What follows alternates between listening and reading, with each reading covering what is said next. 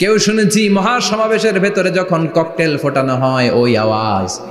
আল্লাহ বললেন এগুলো তো ছোট আওয়াজ, কিয়ামতের দিন এমন বিকট একটা আওয়াজ আমি দেব, এটার নাম আল কারিআহ। এটার নাম ক্লিয়ার? বুঝা গেছে? ওই আওয়াজ দুনিয়ার আওয়াজের মতো না। মাঝে মাঝে বাতাসের ধাক্কায় দরজা সাটাস করে লাগে, আওয়াজ হয় না? টায়ার পাংচার হলে আওয়াজ হয়। দপ্তরি যখন ছুটির ঘন্টা দেয়, ঘন্টার সামনে দাঁড়ালে ভয়ঙ্কর আওয়াজ আছে না নাই? ট্রাকের টায়ার ব্রাস্ট হলে আওয়াজ হয়। হাতুড়ি নিয়ে লোহার মধ্যে আঘাত করলে, পাথরে আঘাত করলে আওয়াজ আছে না নাই? এগুলো দুনিয়ার আওয়াজ। আল্লাহ বললেন এই আওয়াজগুলোর চেয়ে অনেক বিকট একটা আওয়াজ কিয়ামতের দিন আমি তৈরি করব। এই আওয়াজটার নাম হলো আল কারিআহ। কি নাম?